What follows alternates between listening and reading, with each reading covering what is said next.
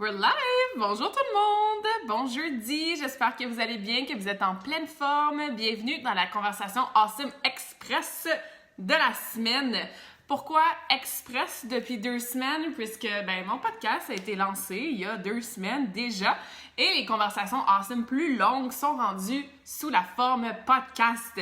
Mais comme j'adore faire des Facebook Live, je continue à venir vous jaser à chaque jeudi midi, mais sous une formule Express. Bon, la semaine passée, c'était quand même 25 minutes, c'était pas très express, mais je vais m'améliorer, je vous promets, de semaine en semaine pour vous donner toujours l'information awesome qui peut vous aider avec vos habitudes de vie, votre développement personnel, votre entraînement, nutrition, mindset, récupération et tout ça, mais sous une formule concise vraiment, là, bang, plein de trucs pratico-pratiques d'éducation et d'inspiration. So, welcome! Merci d'être là. Je sais pas s'il y en a qui vont se joindre à moi en live. Faites-moi signe, dites-moi bonjour dans les commentaires. Si vous êtes là en replay, la même chose, n'hésitez jamais à me dire bonjour dans les commentaires, à laisser un like, à taguer quelqu'un qui pourrait bénéficier de cette conversation Awesome Express-là. Je reviens toujours voir les questions, les comments aussi, donc très hâte de vous jaser aujourd'hui sur un sujet assez d'actualité dans mon réseau de clientes, je vous dirais, malheureusement. Puis ça s'en vient mieux là, avec le mois de février, mais novembre, décembre, janvier, il y avait beaucoup de mes clientes qui ont eu des blessures. Fait que je me disais que ça pouvait peut-être être super pertinent d'avoir cette conversation-là aujourd'hui et de vous expliquer comment tu peux rester active malgré une blessure. Puis je vais faire un disclosure. C'est sûr que je peux pas te dire, OK, si tu as telle blessure, fais ça ou fais pas ça. Si tu as telle blessure, assure-toi de faire ci, mais pas faire ça. Ça prendrait des heures et des heures et des heures et il y a tellement de blessures différentes. Donc, le but d'aujourd'hui, c'est pas de te diagnostiquer et de te dire selon toi, ta blessure précise, tu devrais ou tu ne devrais pas faire X ou Y. Comme je dis, c'est impossible de donner cette information-là et d'être aussi individualisé. Mais je vais quand même vous donner des points précis et important à garder en tête parce que souvent on pense qu'une blessure, un inconfort, une douleur doit absolument signifier j'arrête au complet de m'entraîner, je suis en repos total. Puis des fois, oui, ça prend ça, mais souvent non, ça prend pas nécessairement ça, puis tu peux continuer à être active. Puis l'important quand tu continues à être active, c'est que tu gardes ta constance, right? La constance amène les résultats, tu gardes les bénéfices que l'activité physique peut t'amener sur ta santé physique et mentale, ce qui est vraiment mieux que de juste rien faire malgré une blessure. Fait qu'on va parler de tout ça. Et avant de deep dive dans ce sujet-là, comme je disais rapidement au début, les conversations Awesome plus longues sont rendues sur le podcast. À chaque jeudi aussi, on a un nouvel épisode là, qui est publié pour vous. Donc aujourd'hui, l'épisode, c'est avec une invitée spéciale, Rachel.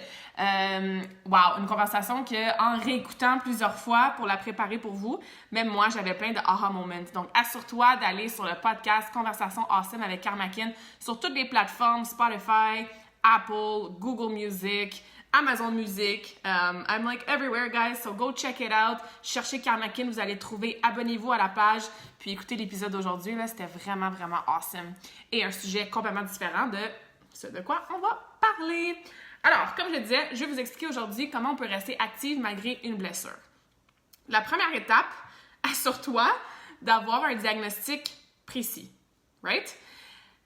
Puis, c'est sûr qu'il y a un paquet de façons puis de professionnels.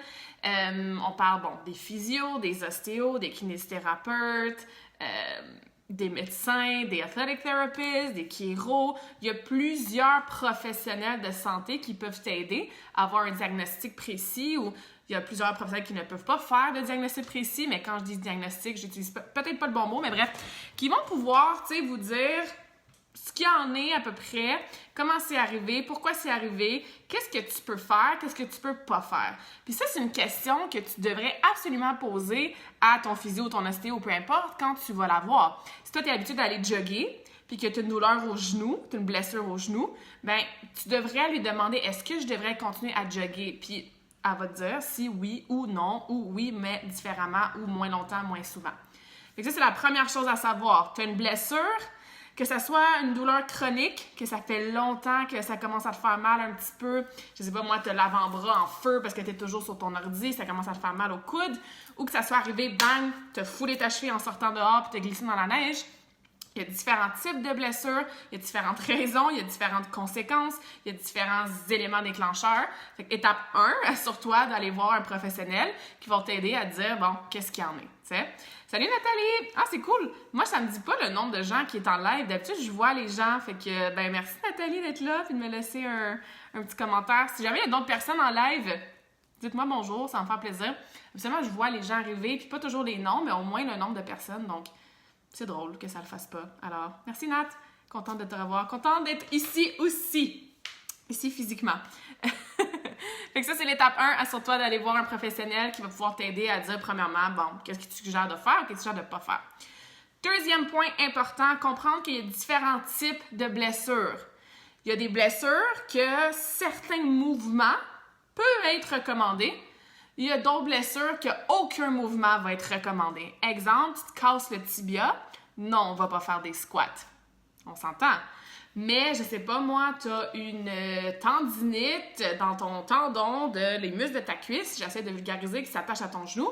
Bien, ça se peut que peut-être la mobilité ou des étirements passifs soient recommandés. Fait que comprends que si, tout dépendant plutôt du type de blessure que tu as, il y a certains mouvements qui peuvent être recommandés, parce que dans le kilosé, ça va être pire. Et il y a d'autres mouvements que, au contraire, c'est vraiment repos total. Si tu as une douleur aiguë, que c'est super enflé ou que c'est dû à un événement précis, comme j'ai dit, genre tu t'es sorti dehors puis tu t'es foulé la cheville complètement, tu as la cheville grosse comme ça, tu t'es penché puis ton dos, paf, il a barré, tu as une méchante entorse lombaire, si tu as une cassure quelconque, tu t'es disloqué l'épaule, tu sais, si on est dans les blessures plus graves qui, bang, sont arrivées quasiment du jour au lendemain ou à cause d'un événement précis, habituellement, tu vas vouloir prendre un break total. Mais si c'est une douleur chronique ou parce que tu es assis toute la journée et tu as mal au dos ou c'est pas vraiment aigu, c'est pas enflé, ben souvent, some movement peut aider. Parce que comme je disais, ankylosé, ça va être pire. Puis ça, on voit ça souvent quand on est raqué. Hein? On fait, je sais pas moi, des bootcamps Karmakin, puis là, le lendemain, on a comme « Oh, mal partout! » On est comme « Ah, je suis vraiment raqué. » Être raqué, c'est pas nécessairement une blessure, mais t'as quand même une petite mini déchirure musculaire. Fait que comme t'es raqué, tu te dis « Ah, je vais pas bouger parce que j'ai mal partout. » Et souvent, ça, c'est pire. Versus si tu avais été marcher, si tu avais fait du vélo dans le vide, si tu avais fait des étirements un peu plus passifs, légers, bien, juste de faire ces mouvements-là, de désankyloser, ça l'aurait aidé à être moins raqué. Donc, comprenez ces différents types de blessures. Encore une fois, je généralise. Hein? Ça se peut que tu aies une douleur qui n'est pas arrivée du jour au lendemain, mais que non, c'est repos total. Ça se peut que ça soit une douleur qui, paf, est arrivée, mais non, tu peux bouger quand même un petit peu. C'est pour ça que c'est important d'avoir un diagnostic ou de savoir plutôt qu'est-ce qui s'est passé, puis après ça, de gager. Mais sachez que les deux options sont possibles, break total ou mouvement différent, évidemment. Troisième chose à garder en tête, bien, pense à la partie du corps qui a ta blessure. Puis ça, je vois ça très souvent. Exemple, j'ai une douleur à l'épaule, j'ai une tendinite dans une de mes articulations. Fait qu'on est comme, OK, bien, j'ai mal à l'épaule, fait que je peux pas m'entraîner. Tu peux aller marcher tant que tu balances peut-être pas tes bras genre vraiment intensément. Tu peux probablement faire certains exercices d'abdominaux au sol sans nécessairement faire une planche. Tu peux peut-être faire des squats sans tenir des poids lourds pour pas mettre de tension dans ton épaule. Fait que souvent, on pense que parce qu'on a une blessure précise, ben on peut pas s'entraîner du tout. Mais si tu as mal à la cheville, tu as une blessure, je sais pas moi, tu t'es foulé la cheville, c'est un peu enflé, tu n'iras pas courir, faire des jumping jacks. Mais tu sais, tu peux faire des exercices au sol, tu peux faire des exercices du haut du corps sans mettre d'appui sur ta cheville. Fait que ça aussi, si vous avez une douleur à quelque part en même temps, questionne-toi. Est-ce que je m'empêche de faire toute activité physique parce que j'ai mal ou est-ce que je pourrais pas faire autre chose qui ne sollicite pas cette douleur-là? Ça arrive souvent en ce moment, hein, les poignets, les avant-bras, les coudes, on est en télétravail, vous travaillez de la maison, vous êtes peut-être mal assis ergonomiquement, beaucoup de textage, beaucoup à l'ordi, fait qu'il y a des douleurs, ben ça ne devrait pas t'empêcher d'aller prendre une marche là, ou d'aller faire du vélo. Okay? Fait que ça aussi, un petit changement de mindset. C'est pas parce que tu as une blessure que tu arrêtes complètement de bouger. Surtout s'il y a un endroit précis sur ton corps qui va pas affecter le reste. Bon, c'est sûr que si tu as, je sais pas moi, une méga hernie dans ton dos puis tu attends de faire opérer ou qu'il y a quelque chose au niveau de tes vertèbres ou de tes côtes qui sont cassées, ben non, on ferait probablement rien hein, pour protéger le tout. Mais encore une fois, gardez en tête que ouais, ça se peut très bien que tu puisses bouger, mais que tu sollicites d'autres parties de ton corps. Ça va? Point numéro 4. tu peux jouer avec ton intensité dans ton entraînement. Fait que ça, c'est surtout les blessures qui sont... Ça va mieux, tu sais, c'est peut-être encore un petit peu douloureux pour certaines choses, mais ça t'empêche pas de marcher, mettons, de monter les marches.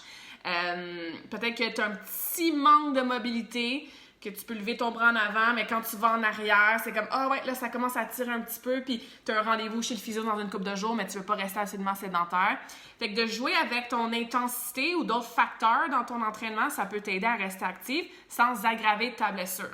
Encore une fois, ça, c'est toutes des généralisations. Ça dépend de toi, ta blessure spécifique. OK? Fait que premièrement, est-ce que tu peux diminuer ton amplitude de mouvement? Fait qu'au lieu de faire, je sais pas moi, un push-up, puis d'aller jusqu'en bas, puis toucher vraiment au sol avant de remonter, ben peut-être que tu fais des demi-push-ups. Comme ça ne met pas un étirement de plus dans ton épaule, si tu as un petit inconfort à ton épaule. Si tu as mal aux genoux, puis que tu sais que faire des squats assis, ça va, pour pas descendre les fesses plutôt en bas des genoux, ben réduis ton amplitude de mouvement. Au lieu de faire ton squat jusqu'en bas, fais un demi-squat. Okay? Fait que ça, c'est toutes des choses que vous pouvez faire, réduire l'amplitude. Au lieu de faire le mouvement au complet, vous faites juste un demi-mouvement. L'autre chose, diminue ta charge. Okay? Si je sais pas moi, tu as mal dans le bas du dos, puis tu es en train de travailler ta force, puis tu fais du deadlift dans ton programme, mais peut-être que cette semaine, au lieu de faire 5 répétitions à 200 livres ou à 150 livres ou peu importe, qui est très très lourd, ben peut-être que tu peux réduire ta charge, puis au lieu de lever vraiment lourd, tu vas lever plus léger, quitte à faire plus de répétitions s'il faut. Fait que pour ceux et celles d'entre vous qui avaient pas mal de poids à la maison, qui travaillent en force, ben n'hésite pas à réduire ta charge. Si tes épaules sont encore fragiles, fais pas des military press à ton RM max, à ton poids maximal que tu peux lever. Diminue ta charge, puis tu peux continuer à t'entraîner, mais sans aggraver ta blessure. OK? Diminue ton volume. Le volume d'entraînement, c'est quoi? Par exemple, tu as une douleur à la hanche, puis tu es une coureuse. Puis ta physio, ton SA te dit, tu peux continuer à courir, mais cours moins longtemps ou cours moins souvent. C'est ça le volume d'entraînement. Combien de séries tu fais, combien de distances que tu fais, combien de fois par semaine. C'est quoi la durée de ton entraînement? Fait qu'au lieu d'aller courir ton 10 km comme tu étais habitué, bien peut-être que cette semaine, tu cours 5 km. Donc, ton volume d'entraînement est moins élevé. C'est une autre façon aussi de jouer avec l'intensité ou les paramètres de tes entraînements. Et la dernière chose, c'est au niveau de l'impact. Surtout si c'est des blessures, puis même dans le haut du corps. Surtout si c'est des blessures du bas du corps, mais même dans le haut du corps aussi. Par exemple, tu sais, tout ce qui est cheville, genoux, puis j'en ai beaucoup dans mes cours de bootcamp, puis c'est correct, je donne toujours une alternative avec impact, donc avec saut, ou sans impact, sans saut. Fait qu'au lieu de faire des jumping jacks, puis avoir des petits sauts, on fait juste des step touch. Au lieu de faire des genoux hauts rapides en courant sur place, on va faire juste la marche du soldat. Fait que tu peux quand même aller chercher de l'intensité, tu peux quand même faire élever ta fréquence cardiaque, travailler ton cardio, mais il n'y a pas les sauts, les impacts qui ne seraient pas vraiment géniaux pour tes articulations, chevilles, genoux, hanches, mais aussi dos. Tu sais, tout ce qui rebondit, c'est sûr que ça fait un choc sur le corps. Fait que peut-être que toi, il n'y a pas d'impact pendant quelques semaines pour protéger ta blessure ou t'assurer que tu guérisses bien. Fait que ça, dans le point numéro 4, c'est toutes des façons de, souvent je vous dis, pimper vos workouts, les rendre plus difficiles, mais là, c'est un peu le contraire.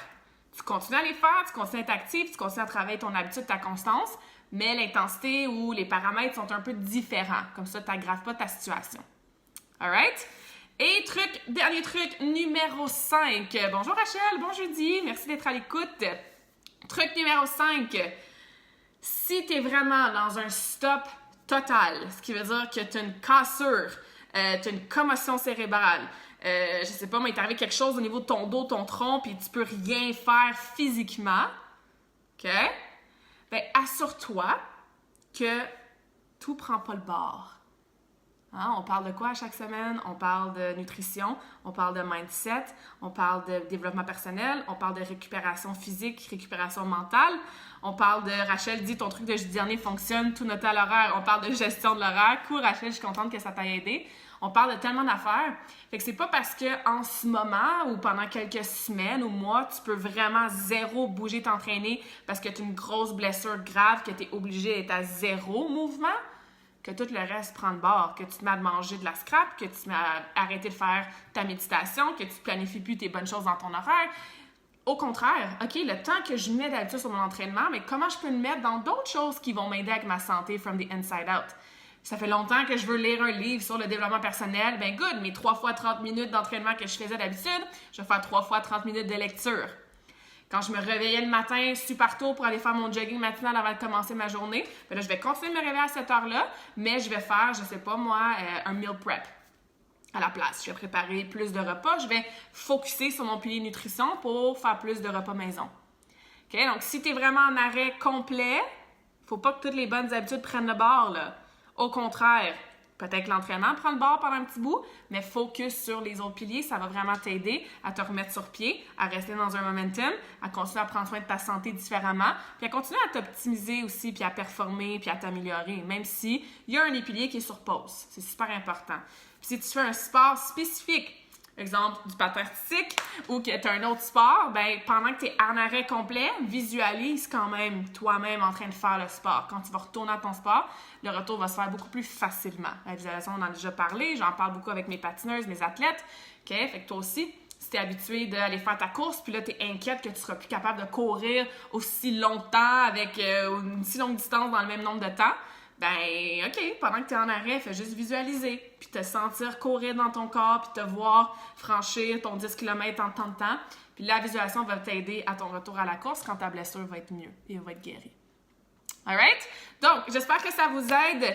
Recommencez du début si vous avez joint la conversation en plein milieu. Laissez-moi savoir dans les commentaires quel truc ou quel mindset shift ou qu'est-ce qui pourrait vous aider. Si vous avez une blessure spécifique, n'hésitez pas à m'écrire, soit dans les commentaires ou m'écrire en privé. Peut-être que je peux vous aider à distance comme ça vous faire une évaluation puis vous dire peut-être « fais X ou fais Y ». Mais évidemment, hein, la meilleure façon d'avoir un plan de match, un programme, des conseils individualisés, c'est ça, c'est d'aller se faire traiter par votre professionnel de la santé en personne que vous faites confiance. Si vous êtes dans la région de Vaudreuil, d'Orion, tout ça, écrivez-moi, ça me fait plaisir de vous référer à mon ostéo qui est tellement awesome et qui me suit depuis que j'ai genre 10 ans. Ça fait très longtemps. Fait que ça vous donne des références, là, ça va me faire plaisir. Alright? Génial, guys! Je vous laisse. N'oubliez pas d'aller écouter l'épisode de podcast d'aujourd'hui. Je vous souhaite une super bonne journée. Partagez, commentez, share le live si vous avez des personnes autour de vous, vous savez, qui ont des petites blessures et qui ont tendance à être inactives. Le but, c'est de continuer à bouger et prendre soin de sa santé. Ça me fait plaisir, Nathalie. Merci à vous. Bonne fin de journée!